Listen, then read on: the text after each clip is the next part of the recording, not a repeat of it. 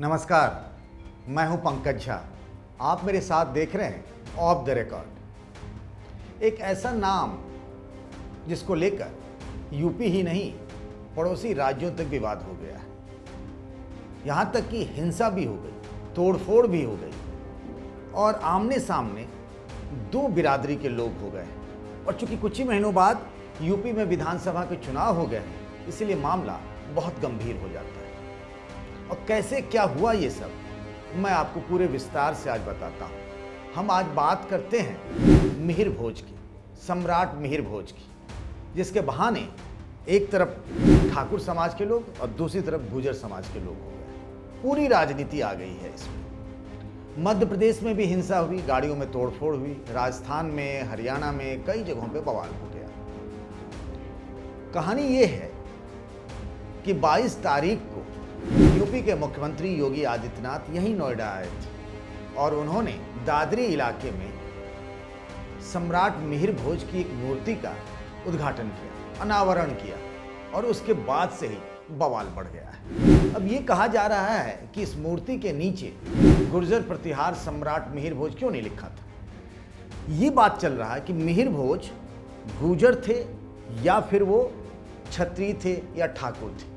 इस बात को लेकर के बवाल बढ़ गया है। अब देखिए, है ऐसा ये है कि पश्चिमी यूपी में कहा जा रहा है कि जाट पहले से ही बीजेपी से नाराज हैं और अब इस बात को लेकर गुर्जर भी बीजेपी से नाराज हो रहे हैं। अगर ये दोनों बिरादरी नाराज हो गए तो पश्चिमी यूपी में किसी भी पार्टी के लिए ये बहुत बड़े खतरे की घंटी है। मोटे तौर पर देखें तो जाट भी 5%, 6% के करीब में है वोटर और 4-5% जो वोटर हैं वो गुर्जर हैं और इसीलिए बात बहुत बड़ी हो जाती है। सबसे पहले शुरुआत करते हैं कि आखिर इस बात पर अखिलेश यादव या फिर मायावती दोनों ही नेता काफ़ी एक्टिव हो गए। पूरा विपक्ष इस मामले में बीजेपी के खिलाफ बहुत एक्टिव हो गया। पहले हम देखते हैं कि अखिलेश यादव ने इस बात को लेकर क्या ट्वीट किया, मैं उसको आपको बताता हूँ। पहले अखिलेश यादव ने लिखा है, वो मैं आपको पहले बताऊं।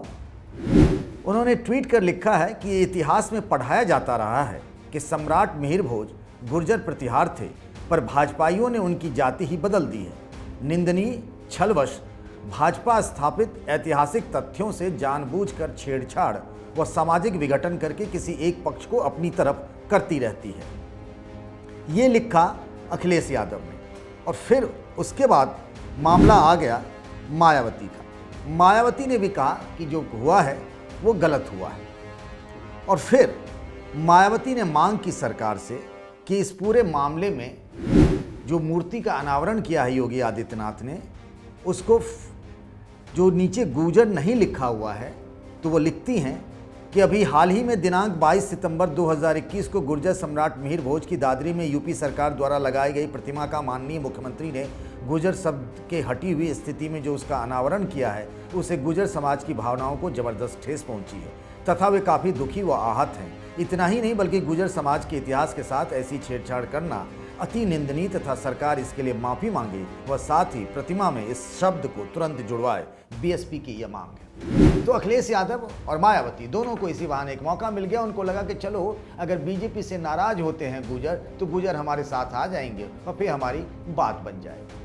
चंद्रशेखर रावण ने भी इस बात को लेकर ट्वीट किया और कहा कि इस तरीके से गुर्जर शब्द हटा देना बहुत गलत है। और जब ये मूर्ति का अनावरण किया ना योगी आदित्यनाथ ने दादरी में, तो उसी दिन उन्होंने एक ट्वीट किया था जब ये सब बवाल हो रहा था गुर्जर शब्द हटाने लगाने को लेकर। तो योगी आदित्यनाथ ने ट्वीट किया कि महापुरुषों की कोई जाति नहीं होती। बात तो वैसे सुनने में सही है और होना भी चाहिए, लेकिन सच तो यही है कि राजनीति में हर महापुरुष की अपनी जाति होती है। वो सुहेलदेव हों, कबीर हों, भगवान राम हों, भगवान कृष्ण हों, अरे महापुरुष क्या, भगवानों की भी जाति आ जाती है राजनीति में। तो जब सम्राट मिहिर भोज हैं, उनको लेकर के भी आ गई कहानी। अब कैसे क्या हुआ मैं पूरी तारीख वाइज आपको बताता हूँ।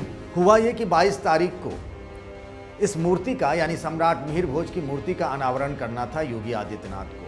कहीं से ये मैसेज आया कि भाई इस मूर्ति में जो नीचे लिखा हुआ है गुर्जर प्रतिहार सम्राट मिहिर भोज, नीचे योगी आदित्यनाथ का नाम था कि मूर्ति का अनावरण करना है कि भाई गुर्जर इसमें नहीं होना चाहिए। तो क्या हुआ कि रात में किसी ने उस पर काली पट्टी लगा दी जितनी दूर तक गुर्जर लिखा हुआ था। अगले दिन सवेरे सवेरे गुर्जर बिरादरी के लोगों को ये पता चला, आसपास के इलाके के लोगों को, उन्होंने फिर से आके कागज का वो लगा दिया, उस पर गुर्जर लिख दिया। फिर योगी आदित्यनाथ आ गए सवेरे, उनको इस मूर्ति का उद्घाटन करना था।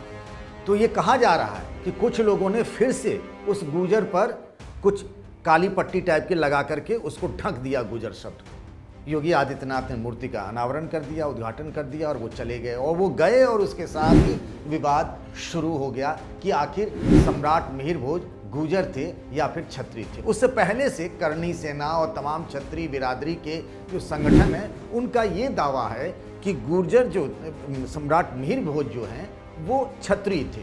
अब इतिहासकारों की राय भी अलग अलग है कि सम्राट मिहिर भोज आखिर थे क्या, वो गुर्जर थे या क्षत्रिय थे। इसमें जानकार जो हैं, जो लोग इतिहास के बारे में जानकारी रखते हैं, उनकी राय बटी हुई है। कुछ लोग कह रहे हैं कि वो क्षत्रिय थे, कुछ लोग कह रहे हैं वो गुर्जर थे। अब जैसे मेरे पास जो कुछ जानकारी है उसमें यह है कि गुर्जर समाज जो कहा जा रहा है कि ये जो मिहिर भोज थे वो प्रतिहार वंश के संस्थापक थे और नागभट्ट इसके प्रथम जो थे वो पहले राजा थे। उसके बाद नागभट्ट द्वितीय हुए, फिर रामभद्र इसके सम्राट बने और रामभद्र के जो बेटे थे मिहिर भोज वो सबसे शक्तिशाली राजा बने। अब कहा जा रहा है कि गुर्जर शब्द जो है वो क्या है कि वो इलाके का नाम हो सकता है, जगह का नाम हो सकता है। कुछ लोग इसको गुजरात से जोड़ते हैं, कुछ लोग तो पाकिस्तान के गुजरावाला तक चले जा रहे हैं।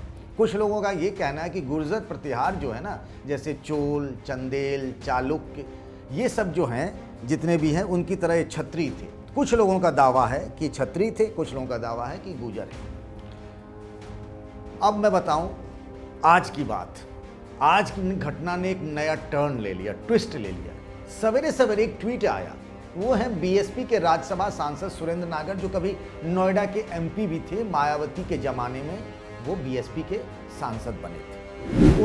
उनकी एक फोटो लगी, ट्वीट आई, सत्यमेव जयते लिखा हुआ, और उसमें उसी मिहिर भोज की प्रतिमा पर वो पुष्पांजलि दे रहे हैं और नीचे जो पट्टी लगी हुई है उस पर लिखा हुआ है कि गुर्जर प्रतिहार सम्राट मिहिर भोज। बीजेपी का दावा ये है कि शुरुआत से ही गुर्जर लिखा हुआ था। ये सारी की जो साजिश है, ये पूरा का पूरा विपक्ष का हंगामा खड़ा किया हुआ है कि विपक्ष इस मामले को विवादित बना करके गुर्जरों का वोट लेना चाहती, इसीलिए कि गुर्जर सबको ढक दिया गया, गुर्जर को हटा दिया गया। इस बीच में तमाम वीडियो आए, इतने सारे सोशल मीडिया पे वीडियो हैं। कोई उसको गंगा जल से धो रहा है, जब सुरेंद्र नागर चले गए तो गंगा जल से शुद्ध कर रहा है। इसी बीच बीते रविवार को वहां पर बिना परमिशन के ही पंचायत बुला ली गुर्जरों ने और ये ऐलान कर दिया कि जब तक योगी आदित्यनाथ एक हफ्ते के अंदर माफी नहीं मांगते हैं और इस प्रतिमा का फिर से अनावरण नहीं करते हैं तो हम सब लोग फिर से पंचायत करेंगे। वैसे आमतौर पर देखें तो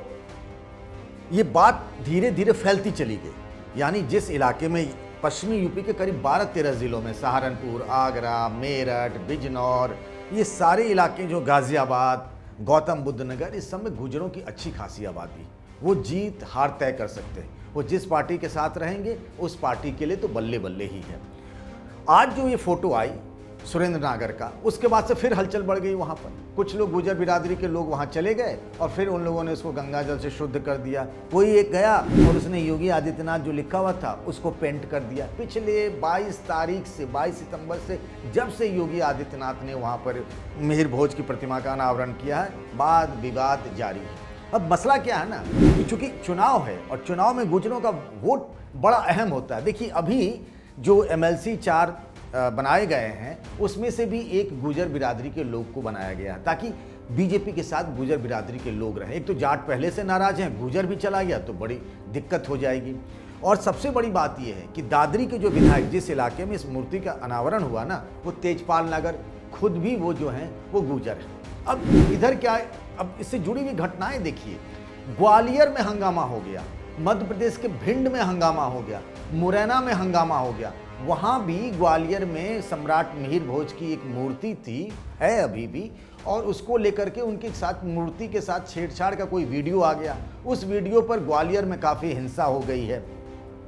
तो पूरा, अब ये तो नहीं कहा जा सकता है, इतिहासकार की अलग अलग राय है, लेकिन बीजेपी ने ये मान लिया, जो मांग की जा रही थी कि ये सम्राट मिहिर भोज जो हैं गुर्जर ही हैं, क्योंकि आज जो सुरेंद्र नागर ने फोटो ट्वीट किया है सार्वजनिक तौर पर, उसमें यही लिखा हुआ है नीचे पट्टी में कि गुर्जर प्रतिहार सम्राट मिहिर भोज। तो फिर अगर ये मान ही लिया तो इतने दिन से विवाद क्यों चला आ रहा है? बीजेपी का यही दावा कि हमने तो कुछ किया ही नहीं। लेकिन हाँ, सोशल मीडिया में इस तरह की तस्वीरें भी हैं जिसमें गुर्जर शब्द जो है वो ढका हुआ है। यानी विपक्ष का, गुर्जर बिरादरी के लोगों का, सबका दावा यही है कि पहले गुर्जर मिटा दिया गया था। अगर ये पंचायत नहीं होती, इन लोगों की मांग बड़ी नहीं होती, तो शायद बीजेपी नहीं मानती। अब जब गुर्जर फिर लिखा भी गया है तो तमाम तरह के दावे किए जा रहे हैं। फिर से गुर्जर बिरादरी के लोगों की तरफ से मांग की गई है कि नहीं, ये जो किया गया है इसका शुद्धिकरण हम करेंगे और योगी आदित्यनाथ को फिर से दोबारा आना पड़ेगा।